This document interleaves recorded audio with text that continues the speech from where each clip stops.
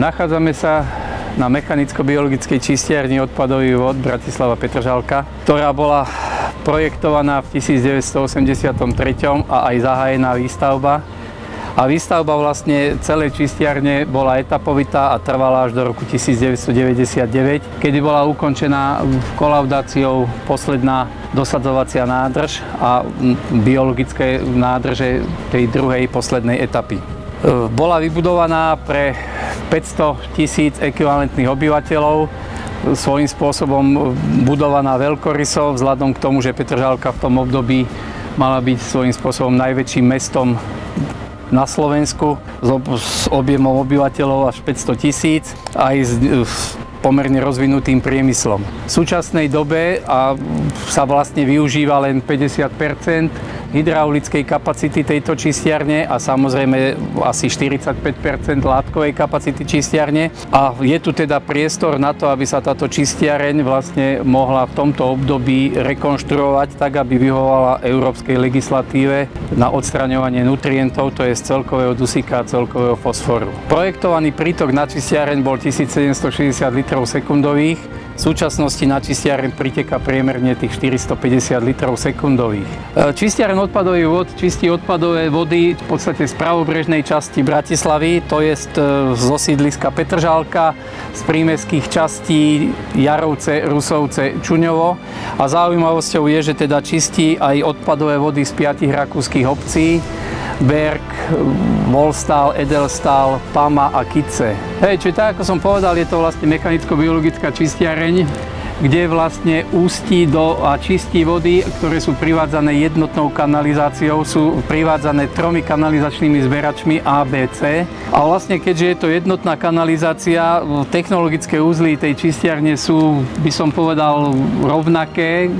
Pokiaľ prichádza na čistiareň jednotná kanalizácia, čo je prvým objektom, je vlastne lapač štrku, kde sa teda zachytávajú všetky, by som povedal, anorganické veľké častice, ktoré sú splavované počas prívalových dažďov. Ďalším technologickým uzlom sú hrubé hrablice, kde sa vlastne zachytávajú obrovské plávajúce nečistoty, to je palety, hranoly, ktoré by mohli poškodiť technologické zariadenie ďalších stupňov. A tým ďalším stupňom je vlastne čerpacia stanica z pláškových vôd. Tá má vlastne 2 stupne a slúži vlastne na to, aby odpadová voda sa zdvihla o zhruba tých 8 metrov a vlastne potom pretekala celým technologickým procesom samospádom. Po zdvihnutí odpadovej vody, tá odpadová voda, jak som povedal, preteká samospádom do ďalšieho technologického uzla a to sú vlastne jemné hrablice, kde je vlastne štrbina 6 mm a tu sa vlastne zachytávajú všetky, dá sa povedať, plávajúce nečistoty, ktoré v tej odpadovej vode sú a ktoré tam teda občania nahádžu a ktoré vlastne sa priplavia na čistiareň. Za ňou potom nasleduje ďalší technologický úzol a tým je lapač piesku. Z názvu je jasné, že teda prichádza tam k odstráneniu tých najjemnejších anorganických častíc vo vode, ktoré by vlastne spôsobovali a mohli spôsobovať problémy v ďalšom technologickom procese, hlavne pri čerpaní odpadovej vody.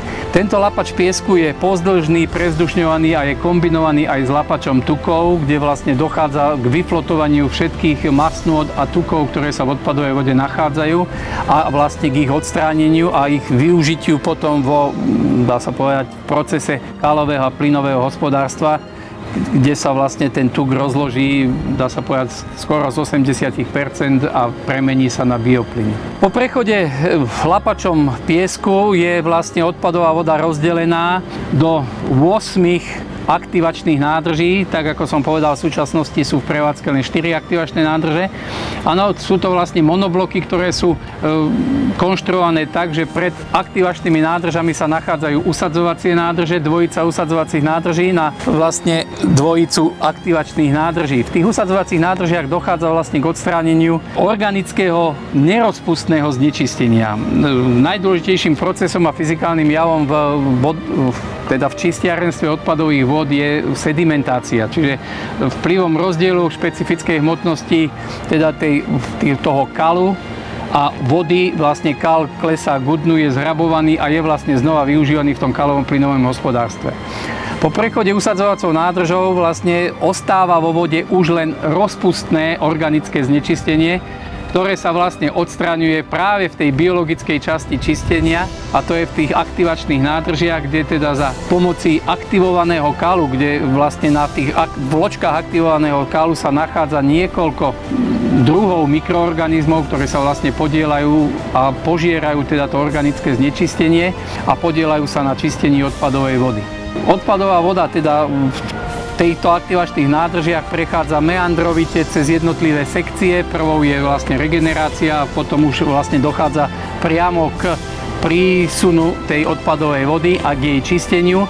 Po prechode aktivačnou nádržou vlastne táto aktivačná zmes prichádza do dosadzovacej nádrže, kde znova vplyvom sedimentácie dochádza k oddeleniu aktivovaného kalu od vyčistenej odpadovej vody, ktorá vlastne cez prepadové hrany prepadá a odchádza vyčistená teda odvodnými kanálmi do recipientu, ako som povedal, ktorým je rieka Dunaj.